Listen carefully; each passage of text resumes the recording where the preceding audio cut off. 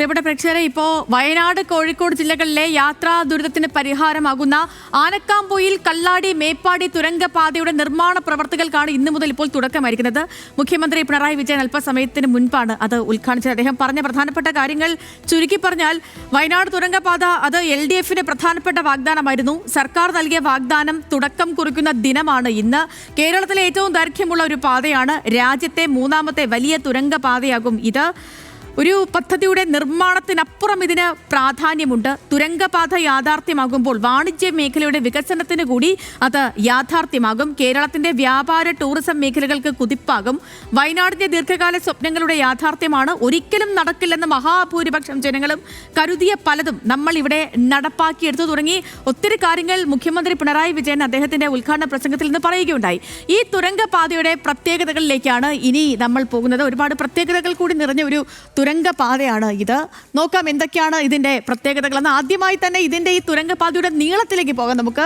തുരങ്കപാതയുടെ ആകെ നീളം 8.735 കിലോമീറ്റർ ആണ് ഈ തുരങ്കപാതയുടെ നീളം. ഇത് വയനാട് ജില്ലയിൽ 5.58 കിലോമീറ്ററും കോഴിക്കോട് ജില്ലയിൽ 3.15 കിലോമീറ്ററുമാണ് നീളമുള്ളത്.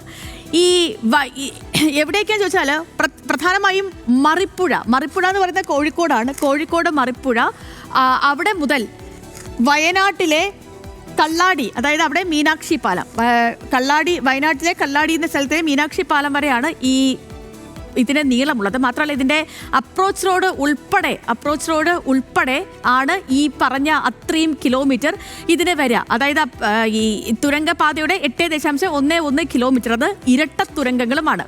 ഇരുവഴിഞ്ഞിപ്പുഴയ്ക്ക് കുറുകെ 2 പ്രധാനപ്പെട്ട പാലങ്ങളും മറ്റ് 3 ചെറുപാലങ്ങളും ഈ പദ്ധതിയിൽ ഉൾപ്പെടുന്നുണ്ട്. അതിന് പുറമെ മറ്റൊരു കാര്യം, 6 വളവുകളുള്ള റൂട്ടിൽ ഓരോ 300 മീറ്ററിലും ഇരട്ട തുരങ്കങ്ങളെ തമ്മിൽ ബന്ധിപ്പിക്കുന്ന പാത ഉണ്ടാകും എന്നുള്ളതാണ് ഇതിൽ എടുത്തു പറയേണ്ട മറ്റൊരു കാര്യം. അതായത് ഒരു ക്രോസ് പാസേജ് ഇവ തമ്മിൽ ഉണ്ടാകും.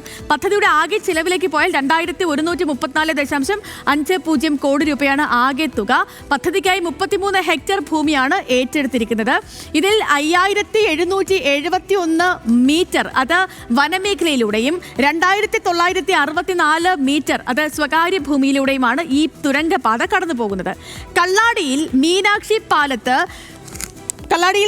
പാലത്ത് സമുദ്രനിരപ്പിൽ നിന്ന് 851 മീറ്റർ ഉയരത്തിലാണ് വയനാട്ടിലെ ഈ പ്രവേശന കവാടം വരിക.